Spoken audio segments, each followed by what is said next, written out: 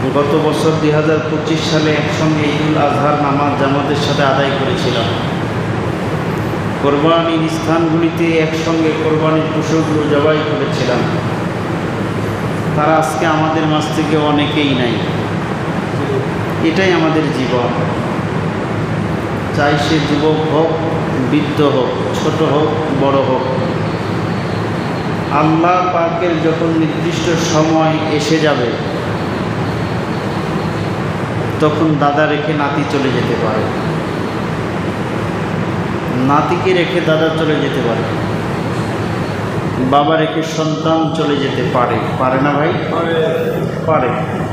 এটাই দুনিয়ার নিয়ম। কারণ আপনার আমার জীবনের প্রদীপ, জীবন লীলা কখন শেষ হয়ে যাবে কেউ জানে না। জানেন কে? আল্লাহ। কেবলমাত্র শুধুমাত্র একমাত্র আল্লাহই জানেন, আল্লাহ ছাড়া আর কেউ জানে না। কারণ আমরা দুনিয়াতে এসেছি স্বল্প সময়ের জন্য। আমরা ফসল রোপণ করি স্বল্প সময়ের জন্য, আবার মাড়াই করি, কেটে ফেলি।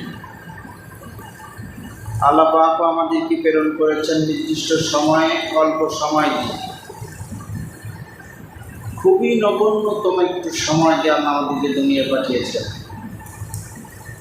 আল্লাহ পাকের যখন সময় হয়ে যাবে, তখন স্বল্প সময়ের মাঝে আমাদেরকে নিয়ে চলে যেতে পারেন।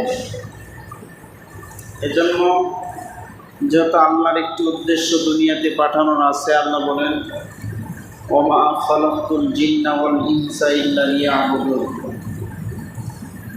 আমি আল্লাহ পৃথিবীতে মানুষ আর জিনদেরকে প্রেরণ করেছি আমার গোলামির জন্য। গোলামি করবে বান্দা দুনিয়াতে, আল্লাহ গোলামির জন্য, ইবাদতের জন্য, দাসত্বের জন্য। মালিক দুনিয়াতে বান্দাদেরকে পাঠিয়েছেন। এখন দুনিয়াতে আসার পর যদি বান্দা দুনিয়াতে মালিকের গোলামি না করে, মালিক কি তাকে উত্তম পুরস্কারে পুরস্কৃত করবেন? আপনি আপনার জমিনে কাজ করার জন্য একজন কামলা নিলেন। সকাল থেকে কামলারা জমিনে কাজ করার জন্য মাঠে চলে গেছে, সারাদিন কাজ করেছে। আপনার জমিতে কাজ করে নাই, অন্যের জমিতে কাজ করেছে। সন্ধ্যাবেলা এসে যদি আপনার কাছে বিনিময় চায়, আপনি যদি বিষয়টা টের পান, তাহলে বলেন তো আপনি কি তাকে বিনিময় দেবেন? বলেন দেবেন? তাহলে আল্লাহ দুনিয়াতে আপনাকে আমাকে পাঠিয়েছেন তার ইবাদতের জন্য, তার একটি উদ্দেশ্য পালন করার জন্য। দুনিয়াতে এসে যদি তাগুতের গোলামি করেন, শয়তানের গোলামি করেন, এরপরে মৃত্যুর পরে যদি আল্লাহর কাছে বলেন, আল্লাহ দুনিয়াতে তুমি পাঠিয়েছিলে ভালোবেসে, তুমি একটু জান্নাতটা দাও না, বলেন আল্লাহ কি দেবে? না।